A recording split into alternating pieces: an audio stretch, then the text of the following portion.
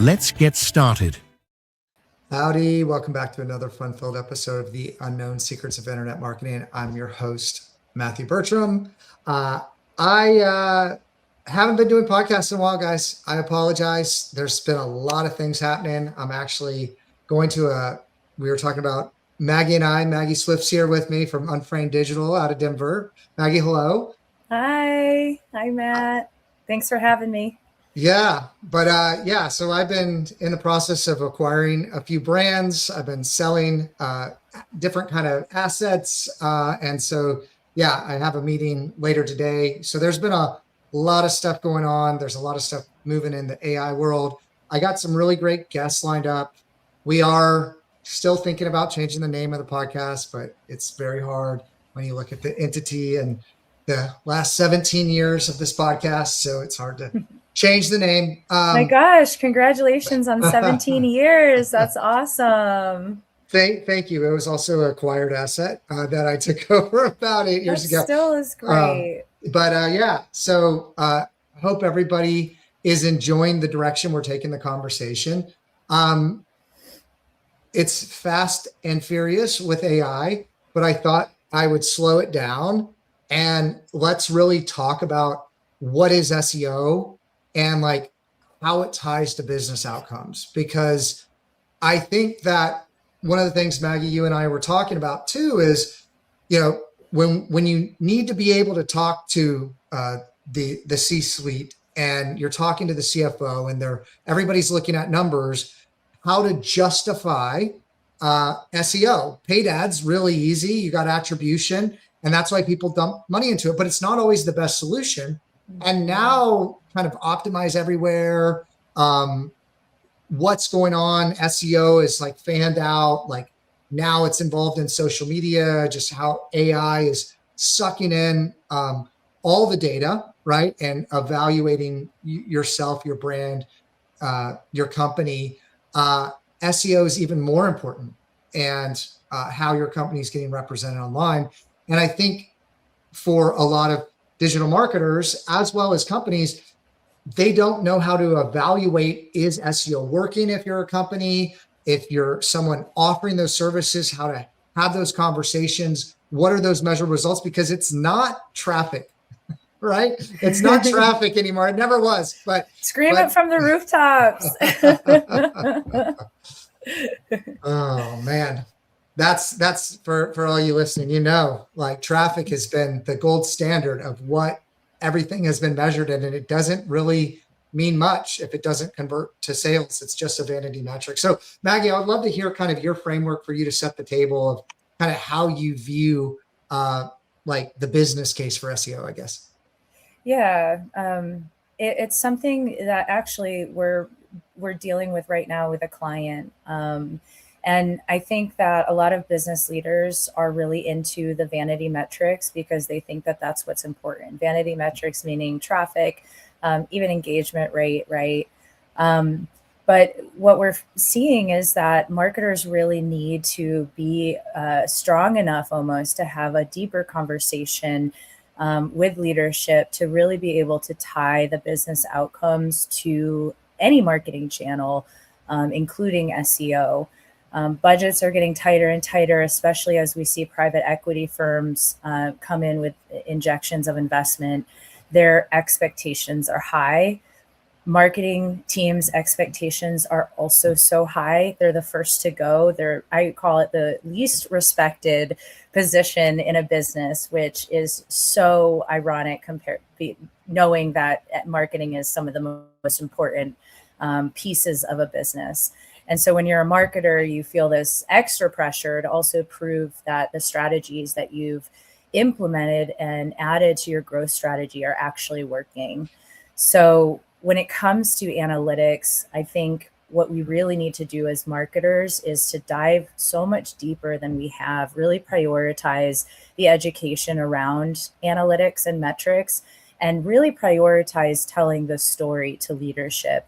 And really coaching them, right, on what's important and what's not.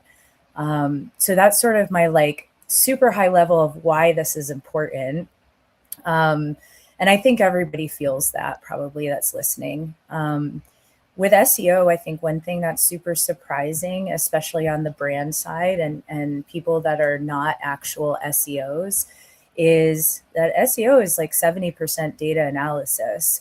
So oftentimes you are comparing paid ads ROAS to SEO returns, and you're sort of thinking, how do I tell this story of success? I mean, there's so many different ways. That's what makes it challenging. At the same time, is there are so many ways and so many layers that you have to peel back to uncover those stories of success sometimes. But the data is there. And so if you have the right partner behind you, and if you are prioritizing the data storytelling of it, then you can find ways to make the board of directors happy, make the ownership happy. So Maggie, it's funny, like the way that a lot of the conversations used to go when I'm talking to business owners specifically, like not when you're getting into enterprises, but like specifically with business owners, the conversations like, it seems like it's working. So like, they're like, I can feel it. I can feel it. So like you look at all the metrics and you're like, this should be driving leads, right? Like this should be driving leads. And then the business owner's like, yeah, it's working or it's not working. And then that's where the conversations get into like, okay, well, let's look at the CRM. And it's funny because even if you look at the data, you're like, okay, well, you got this many more leads than you were getting before. And then like you've closed this many more deals. And sometimes if you don't have those revenue numbers and that CRM's not working, the client's like, oh, it doesn't really like feel like it's working. And it's like, but revenue's up by 40%. Like, what do you think? What else did you do? What else could it be? Yeah, no, it's not the SEO. That's just, the visibility. And so like, there's always been like these connections, but attribution becomes really hard. Like when you dig down into like KPIs, like what are you wanting to look for? What are you looking for from a KPI standpoint when you're having these conversations today of like, here's the things we need to measure that transition into this. And then where are you pulling that data from? Yeah. So, I mean, it kind of changes between lead generation business models and e-commerce business models, right? And really, I think the biggest disconnect that's going on besides data quality, 100% of our clients come in and do not have the proper conversions, the proper tracking set up in Google Analytics. They do not have good data quality, 100% of our clients. So if you are out there and feeling really unconfident in your marketing data, you are absolutely not alone. But besides that, I think really what we have to call out is that leadership is not giving visibility to marketing teams with those metrics that tell the story of success and help attribute, or at least for a lead generation model, help forecast the attribution from anything. So what we want to see is we want to see metrics, and this trickles down right from the leadership giving that visibility to the marketing team. We want to see things like average order value, customer acquisition cost, customer lifetime value. We get asked all the time, well, what's the return on investment? And it's like, well, how do we know without customer lifetime value? And 99% of the time, actually probably more like 100% of the time, even the business owner cannot tell us that answer. And they have to jump through hoops in order to get that. So that is one of the biggest gaps in attribution, starting from the top down. You can measure all the data you want, but if you don't know those business metrics, you're not going to be able to answer the question of what is the ROI and what is this doing for my bottom line. The second is like the data health, right? So you've got data health that needs to be addressed in Google Analytics from a professional, not from your marketing manager that can get in and set up your lead conversion. It needs to be addressed throughout the entire Google Analytics environment. But then you also have to look at your CRM and how you're managing that. If your sales team in a lead generation business model is not actively managing and maintaining the hygiene of that CRM, Well, we can't tell how many people we've put in the pipeline from specific marketing channels. So it's about building that foundation first, getting buy-in from the entire team to maintain the hygiene of all of those technologies and data connections. And then once that happens, then we want to look at things like the increases and improvements of customer lifetime value, the increases and improvements of average order value. If you're lead generation, obviously you've got the leads coming in at bottom of the funnel that you want to come in, contact us, talk to sales, speak to a dealer, whatever it is, right? And so those are usually already set up and they're pretty obvious. And so with average order value, with customer lifetime value, we can, and with like your sales close rate, we can actually go ahead and forecast how much revenue we are driving from the leads that we're driving in through SEO. So again, even with lead generation business models, there's not this like necessarily a gray area. Maybe you could call it a gray area, but it's more of like, we just need to put the pieces together. And unfortunately, you have to be satisfied with a forecast and not actual attribution unless you are maintaining it and your sort of technology environment does, close clients, puts in the actual number of the deal, etc. When we're thinking about e-commerce, we want to see those growths and average order value. E-commerce is so much easier to track ROI, of course. Even with SEO, we can see the checkouts, we can see the completion rates, we can see the revenue, and even Google Analytics has the ability to capture average order value and track that. We can't see customer lifetime value, but at the very minimum, we can see the average order value, how that's improving, because that goes after your customer lifetime value, right? The higher the order value is, your customer lifetime value is going to grow. So we definitely want to see that when it comes to like measuring the business's bottom line. On the other area of the funnel that we want to use too is going to be your middle of the funnel. How are we building pipeline? How are those people behaving in that pipeline? Are we driving the warm leads through the door to the sales team? And then how are they moving to all state to end up as a client? On the e-commerce side, of course, it's going to be a lot of activity. It's going to be favorite lists. It's going to be adding to cart, those types of actions. And so if we have the data set up correctly and we see, okay, the completion rate from add to cart to checkout is 30%. What do we need to do to make that 50 to 70%? So again, it's clarity around all stages of the buying funnel that actually go towards the bottom line, but then using those top most important business metrics that you get from leadership, CEO, CFO, the owner of the company, that you can also track to actually attribute those business wins and how they impact the bottom line. Absolutely. So a couple thoughts that I have around that is certainly when someone is pitching SEO, now with private equity, it's a little bit different, but typically how it's been is if you're pitching on the enterprise side, you may or may not be talking to the C-suite. You may be talking to like marketing or something like that.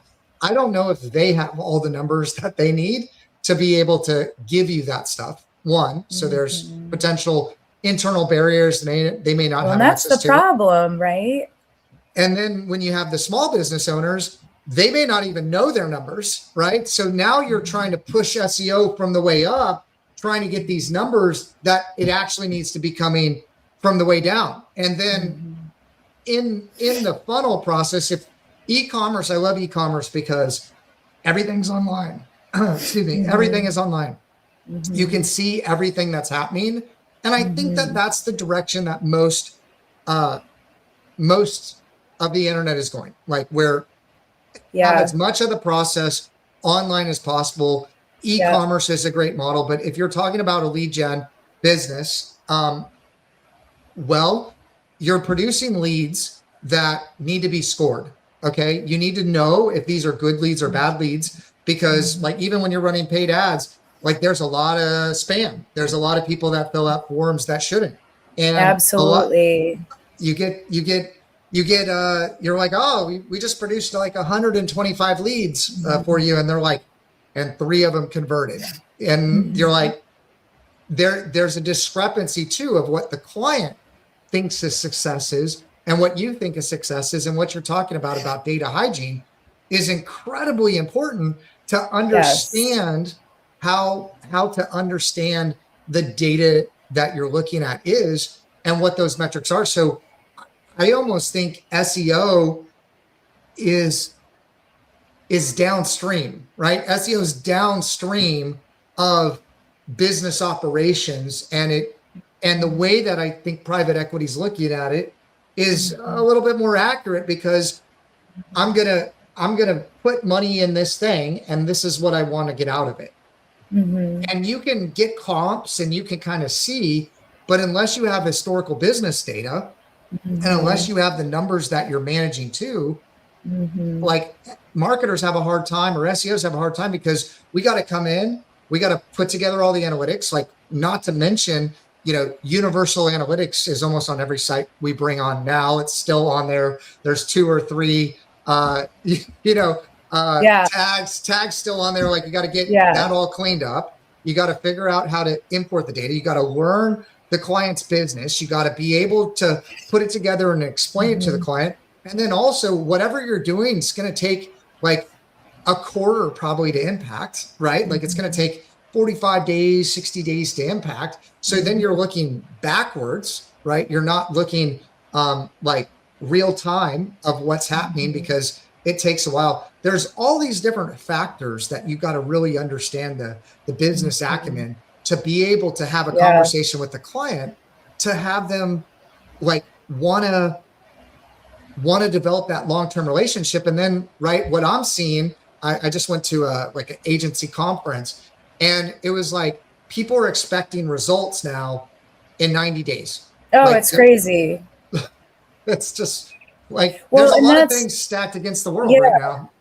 Yeah. And to your point, I think, what private equity is doing differently than a lot of other business owners is that they expect a return. They're keeping track of that, where a lot of owners or even marketing people, when they come to us for a proposal to make a change, they hadn't even known their KPIs and goals that they were trying to reach. So that's what private equity is definitely doing right in their expectations.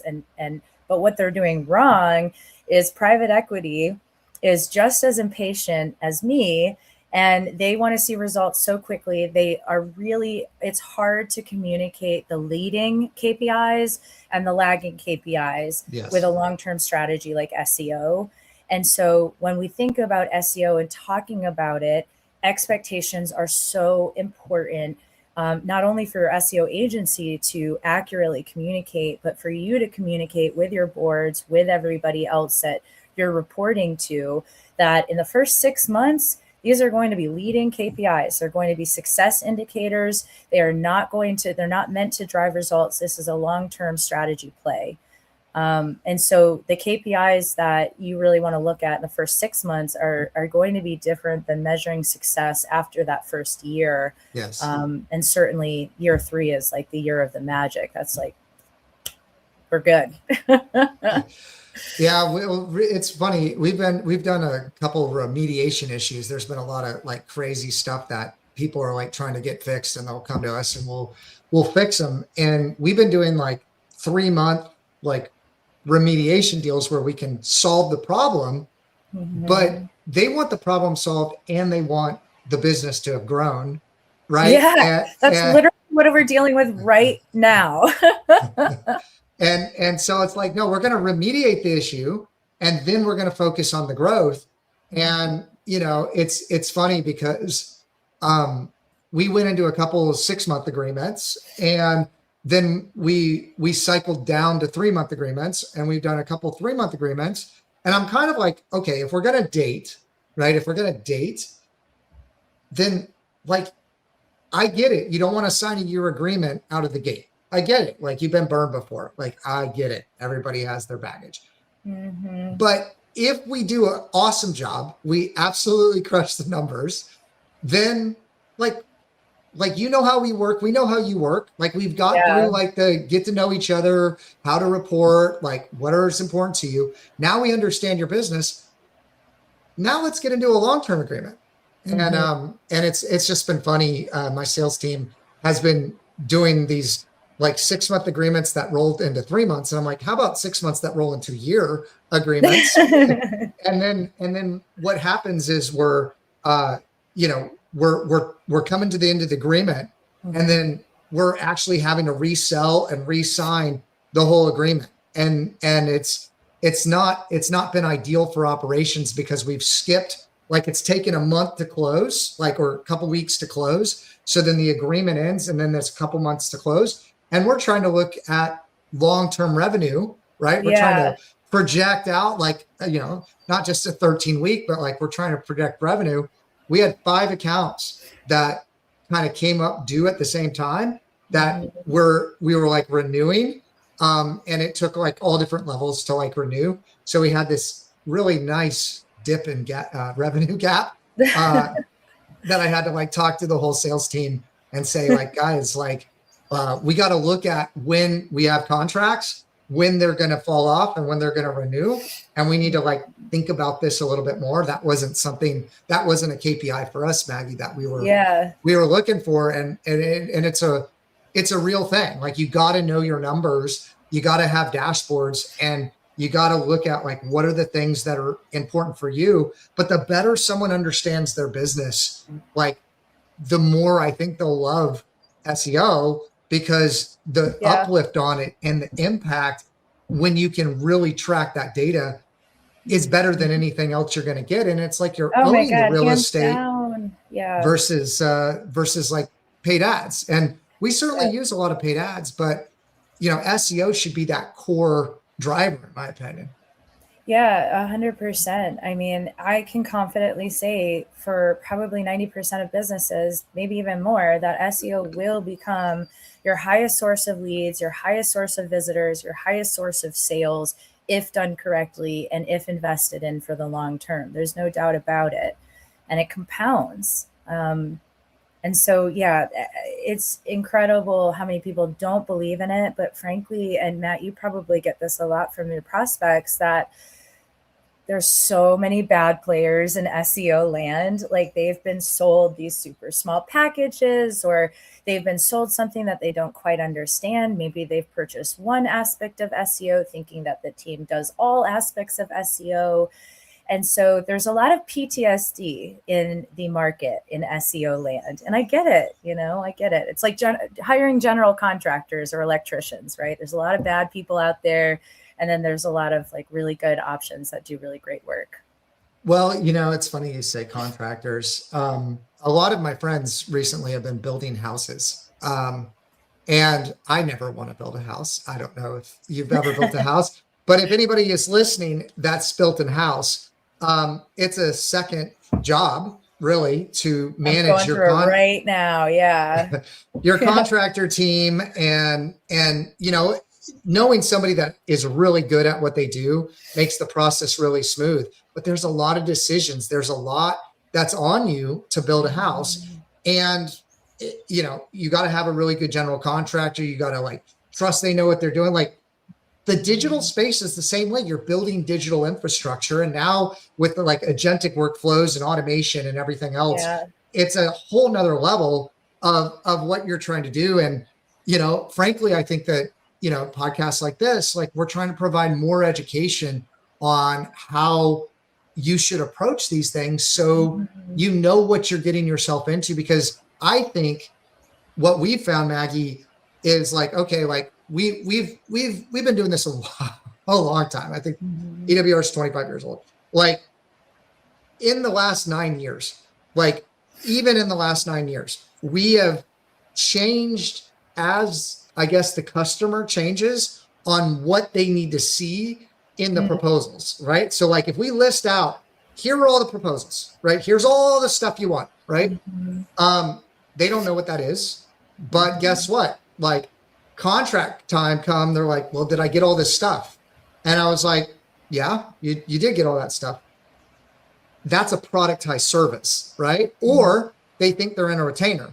right? And they're like, well, can you do this? Can you do that? And then you're like, oh, well, here's an invoice for all that stuff. They're like, whoa, I'm paying you money. Like, I thought you were going to do all that stuff. Well, like there's a lot of like getting on the same page with the client contractually, from a scope of work standpoint, like from an engagement standpoint, like how what I think the big downfall is with SEO is people are hiring SEOs to run their business for them and grow their business. Like they're not paying for traffic. They're not paying for, so there's a different level of financial education that I feel like SEOs need to have.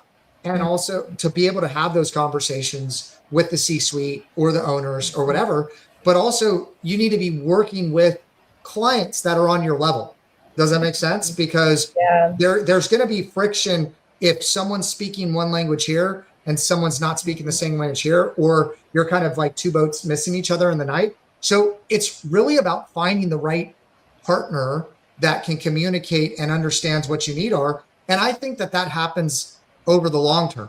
Like, I think that you find a partner, you get to know what they're looking for, you understand how their business runs, and you figure out how you can add value and help them. And then those services like expand. But everybody should be focused on, kind of going back to what you were saying in the beginning, they need to be focused on the same set of KPIs. Like, everybody needs to know what good looks like and what we're working towards to be successful. 100%. And like, even thinking about the lack of transparency, most marketers aren't given those business metrics from ownership. And I find that I know people, I know there's probably a lot of owners that disagree with this, but I find that to be completely unacceptable. You don't hire an accountant and not give them numbers. You don't hire a sales director and not give them numbers. Why on earth would you hire somebody to help you grow if you're not going to give them numbers?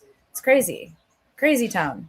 Well, there are some areas, right? If you're a doctor or a lawyer or something like that, like there's patient confidentiality, but you can strip out the names. But like, I think like some people, like if you're going to hire a marketer, you got to be honest. Like depending on the marketer you hire, like if you're hiring a contractor and you're like, I'm going to direct this person to do it.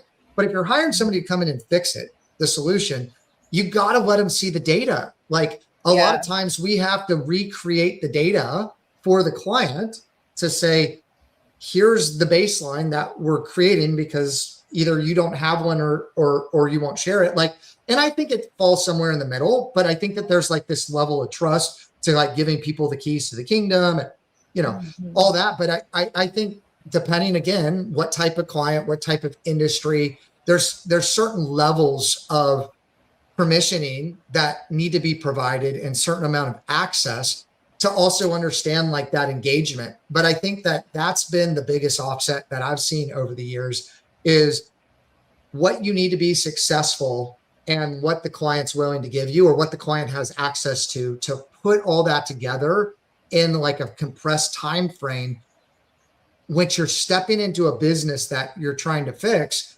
like that they've been working on for however many years it is. Like, you want me in 6 months to come in and understand your business and fix your business when I don't even understand how it operates. Like, and so a lot of what I've had to do, Maggie, is I typically go in as a fractional, depending on the client, and like understand like what is going on in the business. And then I help kind of get the parts wired in to our team, right? And I'll build the pod and I'll figure out what they need, and we'll have discussions about like, okay, like, do you want to hire this? Do you want this managed internally, or do you want this externally? Or like, what do you need to do? But it quickly bridges that gap, which I had not as much comfort with early on, of becoming a business consultant, right? Because like marketing is integral into like how everything is flowing, how everything, customer retention, right? You got some drip emails. Maybe you got a customer list, you got a newsletter. You were talking about the messy middle. Like, there's so many different factors that fit in that typically nothing's already prepared. And they're like, here are all the tools. Here's all the KPIs. Here's everything you need. Get started. I would love that, actually. But It doesn't always happen that way. It doesn't. And yeah, it can be, I mean, to everybody's defense, it's gotten so convoluted. Everybody's stressed. Like, the tariffs are crazy. The cost of running a business is crazy. The cost of employing people, especially obviously in the United States, is insane. And so, I get that everybody's, as an entrepreneur, and you're an entrepreneur, we both showed up and we're like, oh my God, everything's been going so fast. So I totally get it, but it's something that definitely needs to be prioritized if they want to take their growth seriously, if they want to feel confident in their decisions, and if they want to feel confident in their forecasting. Absolutely. So in this discussion, we've covered a number of different things, from kind of like metrics to like the messy middle, from e-commerce to like lead gen businesses. I think that, and we've also talked about kind of the expectation with when you're either working with an agency or you're a contractor, or your agency talking to the client, of you got to get on that same page with that same vocabulary. What else do you think, Maggie, would be helpful to this discussion for people that are listening to this to know?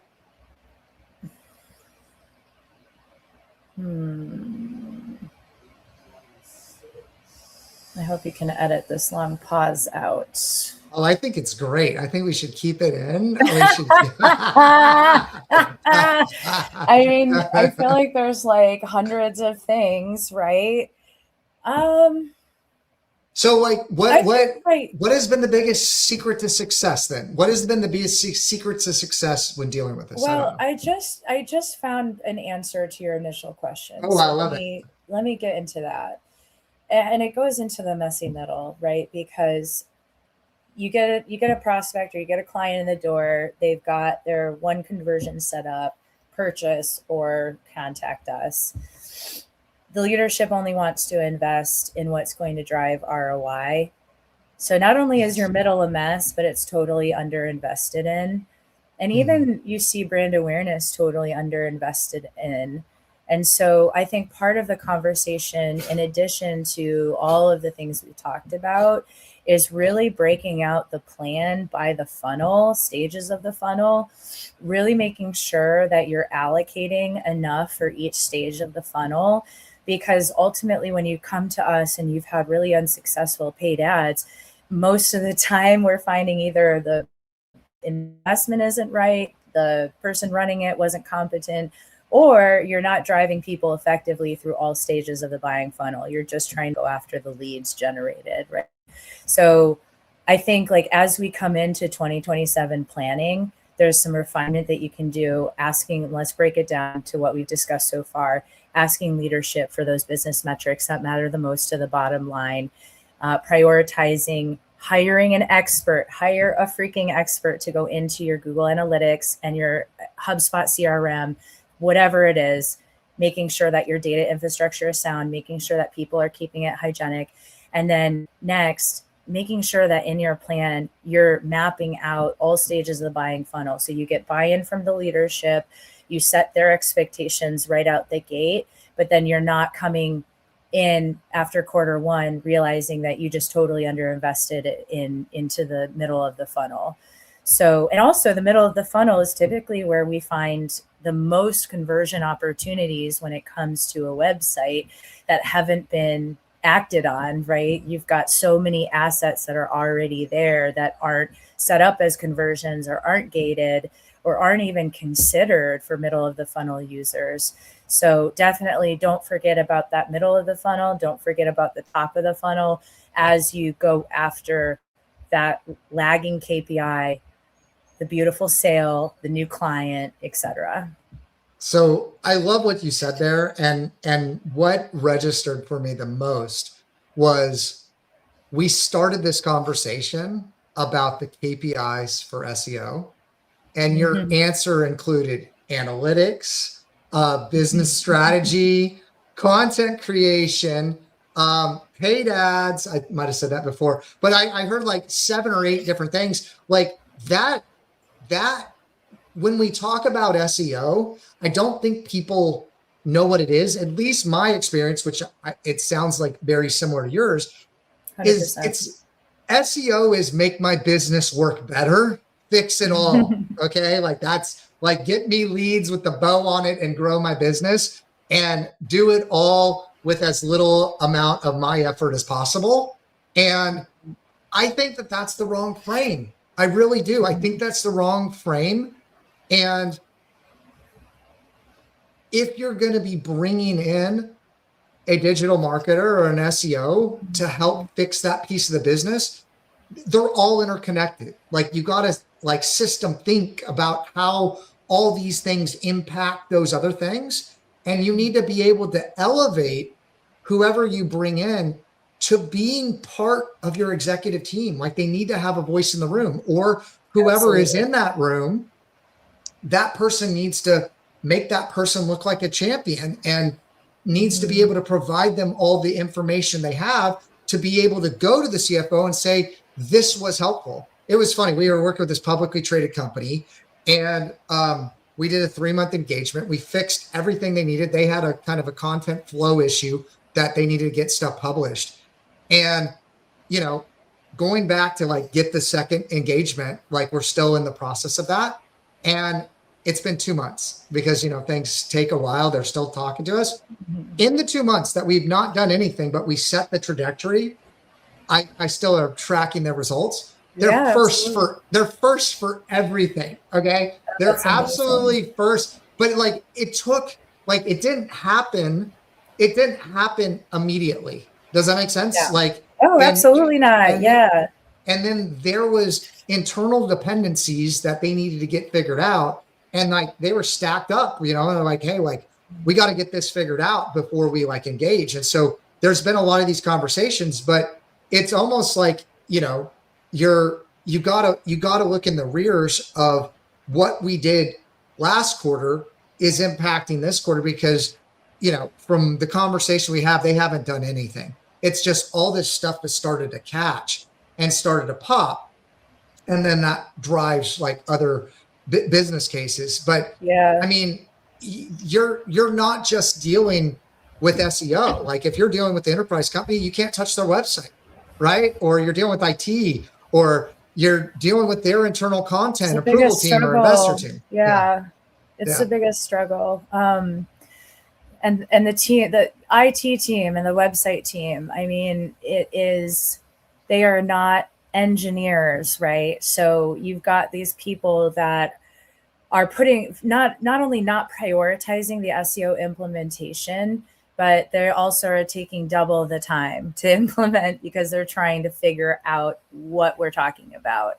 So that's definitely a huge struggle that a lot of our clients where they don't want us to touch the website. That's like one of the biggest things for sure.